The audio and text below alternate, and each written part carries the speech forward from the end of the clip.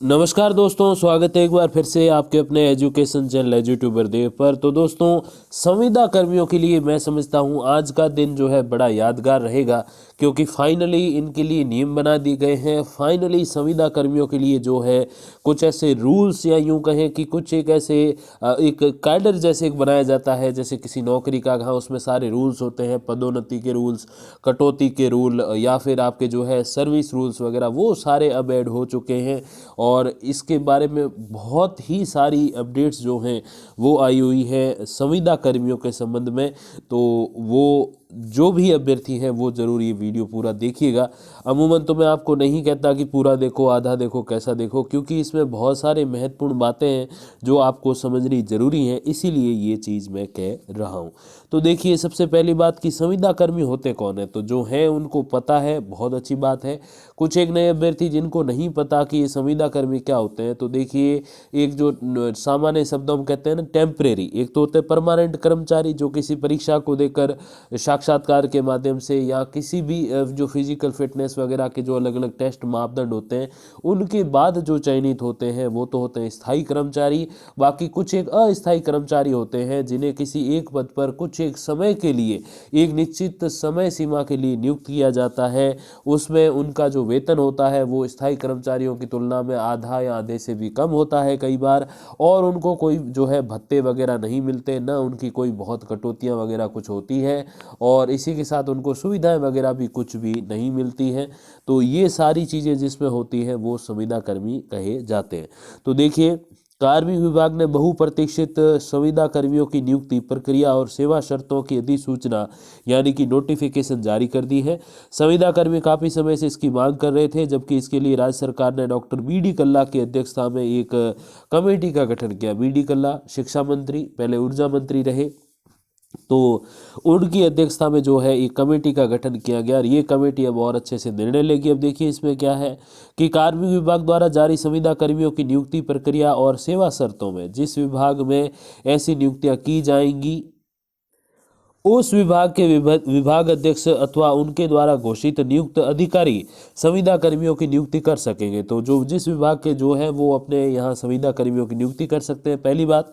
दूसरी, देखिए, संविदा कर्मियों की नियुक्ति के लिए संबंधित प्रशासनिक विभाग द्वारा लोक विज्ञापन जारी किया जाएगा। तो अखबार में बाकायदा जो है सूचना जारी की जाएगी, ताकि उस पर जितने भी फॉर्म आए उसमें से सबसे अधिक जो योग्यता वाले हैं, या जो सबसे योग्यता अगर सिमिलर है किन्हीं दो व्यक्तियों की, तो सबसे अधिक जो अंक है उस बेसिस पे उनको चयन किया जाए, ऐसा कुछ एक मापदंड रहेगा। यूँ चुपचाप गुपचुप तरीके से, बिल्कुल पीठ पीछे से किसी को भाई भतीजाबाद से वहाँ सेलेक्ट नहीं किया जा सकता। देखिए और क्या है इसमें संविदा कर्मियों की नियुक्ति अधिकतम 5 साल के लिए अथवा उस योजना की समयावधि में जो भी पहले हो की जाएगी। तो मैक्स टू मैक्स कितना हो सकता है, 5 साल, या फिर उस योजना की अवधि जो भी है, चाहे वो 1 महीने है, चाहे 1 साल है, चाहे 3 साल है, उसमें से जो भी पहले, 5 साल से ज़्यादा नहीं हो सकती।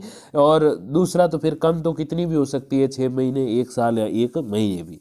अब देखिए, संबंधित योजना के 5 वर्ष से अधिक समय तक चालू रहने पर अधिकतम 3 वर्ष तक बढ़ाई जा सकती है। तो 5 वर्ष अगर चल गई तो 3 वर्ष उसको और बढ़ा सकते हैं, तो ये भी इसमें महत्वपूर्ण है। परियोजना की समाप्ति अथवा निर्धारित अवधि समाप्त होने पर संविदा कर्मियों की नियुक्ति समाप्त समझी जाएगी। जैसे विद्या संबल योजना चलती है अभी कॉलेज एजुकेशन में, आयुक्तालय की ओर से, सरकार की ओर से निकाली गई, तो जैसे ही विद्या संबल योजना समाप्त, उनकी सर्विसेज भी समाप्त। किन की? विद्या संबल योजना के अंतर्गत जो गेस्ट फैकल्टी में लगे हुए हैं उनकी। आगे देखिए, इसके लिए अलग से सेवा समाप्ति आदेश जारी करने की जरूरत नहीं होगी, वो योजना खत्म तो आपका काम भी खत्म। अब देखिए आगे कि नियुक्ति आदेश कार्मिक विभाग द्वारा जारी निर्धारित प्रपत्र में ही जारी किया जाएगा। तो कार्मिक विभाग जो है वो ज्वाइनिंग ऑर्डर जारी करेगा। अब देखिए, इसमें आयु सीमा के भी कोई मापदंड है क्या? तो जी हाँ, 21 से 40 वर्ष की आयु वाले इसमें पात्र माने जाएंगे। अनुसूचित जाति, जनजाति, पिछड़ा वर्ग, अति पिछड़ा वर्ग, आर्थिक रूप से कमजोर वर्ग के पुरुष अभ्यर्थियों और सामान्य महिला वर्ग की अभ्यर्थियों को इसमें 5 साल की छूट, जैसे वो नौकरी वाले जो एग्जाम होते हैं उसमें होते हैं, ठीक बिल्कुल वैसे। और इन्हीं आरक्षित वर्गों की जो महिला अभ्यर्थियों को है वो अधिकतम आयु सीमा में 10 साल की छूट मिलेगी। तो जो भी रिजर्व कैटेगरी है, जैसे SC, ST, OBC, MBC, जिसे पहले SBC कहते थे, EWS वगैरह, और EWS का तो हालांकि चलो यहाँ पे दे दिया है, वेरी वेल, अच्छी बात है, नहीं तो कई बार इसमें शामिल नहीं करते। तो ईडब्ल्यूएस वगैरह जो भी आरक्षित कैटेगरी उनकी महिलाओं को 10 साल की, और अनारक्षित यानी कि जनरल कैटेगरी की जो महिला अभ्यर्थी हैं उनको 5 साल की छूट है। बाकी पुरुषों को तो 5 साल की है ही है, आरक्षित वालों को, अनारक्षित वालों को कोई छूट नहीं है। तो बिल्कुल जैसे जॉब का कैसे नोटिफिकेशन होता है बिल्कुल वैसा ही है। अब देखिए, संविदा कर्मियों को संबंधित प्रशासनिक विभाग द्वारा निश्चित मानदेय पर हर वर्ष संतोषजनक सेवा पूरी करने पर मासिक मानदेय का 5% इंक्रीमेंट मिलेगा। देखिए ये यहाँ पे बहुत अच्छी बात लिखी कि 5% आपको जो है साल का इंक्रीमेंट मिलेगा। जो भी आपका वेतन है, अमूमन जो कर्मचारी होते हैं परमानेंट वाले उनको 3% मिलता है, लेकिन उनके वेतन के अलावा भत्ते भी बहुत सारे अच्छे पैसे होते हैं भत्तों के, तो वो 3% भी काफ़ी बड़ा हो जाता है। और जो एक संविदा कर्मी होते हैं जिनकी हम बात कर रहे हैं उनके कोई भत्ता नहीं मिलता, न यात्रा भत्ता, न वो जो किराया भत्ता होता है मकान का, HRA वगैरह, वो भी नहीं मिलता। तो जाहिर सी बात है कि उनका जो पेमेंट है वो 5% इंक्रीमेंट के बाद भी कम ही रहेगा। और देखिए, इन्हीं आरक्षित वर्गों की महिला अभ्यर्थियों को अधिकतम जो है 10 वर्ष की छूट, वो मैंने आपको बता दिया। और देखिए 5% का इंक्रीमेंट। इसके आगे देखें तो देखिए कि इसके अलावा 1500 रुपये मेडिक्लेम, 500 रुपये सालाना दुर्घटना बीमा, मासिक मानदेय के अधिकतम 10% NPS कटौती की जा सकती है। तो ओरिजिनल जैसे जो स्थायी भर्ती वाले होते हैं उनके जैसे जो है 10% NPS जो न्यू पेंशन स्कीम है उसकी कटौती होगी इसमें से, जैसे स्थायी वालों के होती है। अब इस कटौती के 50% के बराबर सरकार अपना अंशदान NPS में देगी, तो सरकार की ओर से भी आधा पैसा उसमें ऐड होगा। संविदा कर्मियों को बोनस नहीं मिलेगा, तो यहाँ पर बोनस में जरूर इनको निराश कर दिया है। अब देखिए, अनुशासनात्मक कार्रवाई हो सकती है। अगर किसी संविदा कर्मी को जिस अवधि के लिए नियुक्ति दी गई है उससे पहले हटाया जाएगा तो उसे 1 से 4 वर्ष की सेवा बाकी रहने पर शेष रही सेवा के लिए प्रति वर्ष 1 महीने के मानदेय के बराबर प्रतिकर मानदेय देकर हटाया जा सकता है।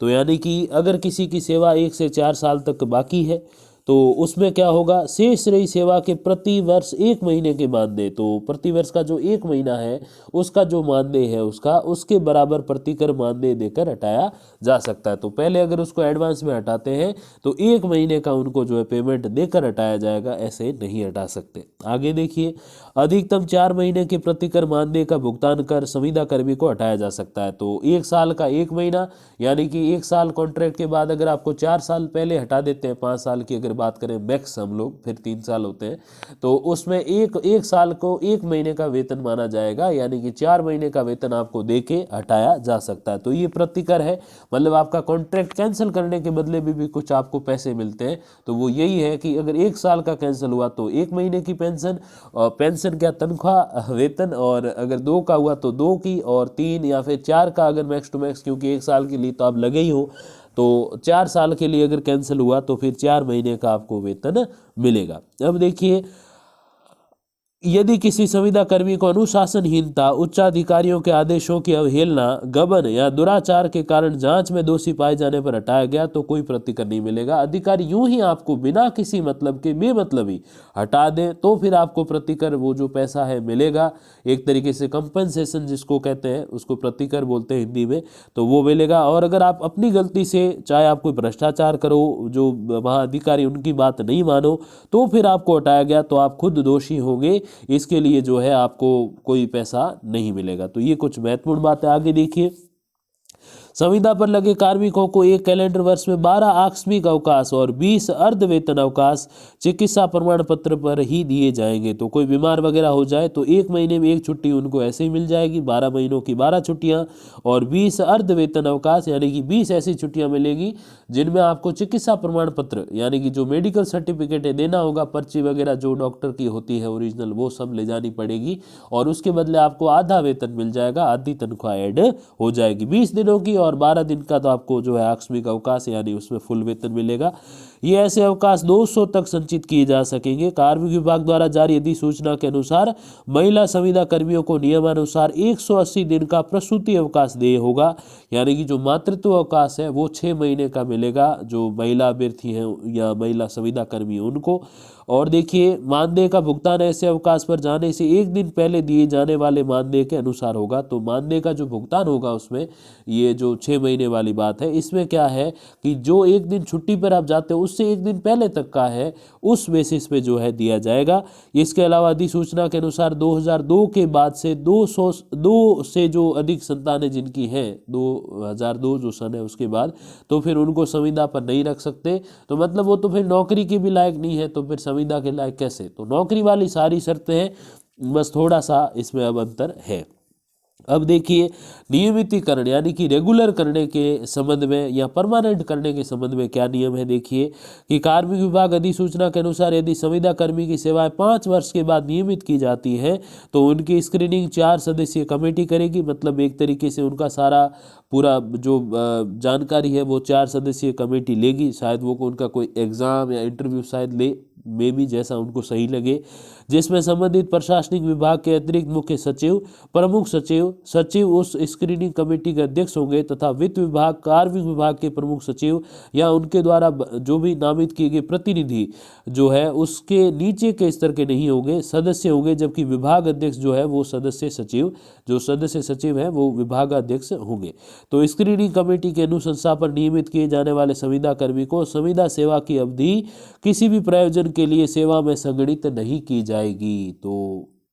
तो जब वो स्थायी हो जाएंगे, नियमित हो जाएंगे, तब तो नियमित वालों के साथ गिने जाएंगे। लेकिन उन्होंने स्थायी होने से पहले संविदा पर कितने साल ड्यूटी की है, कितने साल वो उन्होंने एक वो कहते हैं ना कर्तव्य निभाया है, अपना ड्यूटी निभाई है, तो वो उसमें नहीं की जाएगी, यानी कि नहीं गिनी जाएगी। मतलब ये कि कोई 5 साल संविदा कर्मी रहकर स्थायी हो जाए तो फिर स्थायी होते ही उसको प्रमोशन का लाभ नहीं मिलेगा। जो आमूमन 5 साल लगे हुए स्थायी कर्मचारी को जो है प्रमोशन मिलते हैं कई सारे विभागों में, अपने शिक्षा विभाग में भी है, 3rd ग्रेड से 2nd ग्रेड 5 साल में हो जाते हैं, योग्यता और आपका जो रिकॉर्ड देखा जाता है नौकरी का, तो उस बेसिस पे हो जाते हैं। तो ठीक वैसे ही अगर कोई संविदा कर्मी के रूप में लग के 5 साल रहकर फिर परमानेंट होता है तो फिर वो 0 से स्टार्ट माना जाएगा।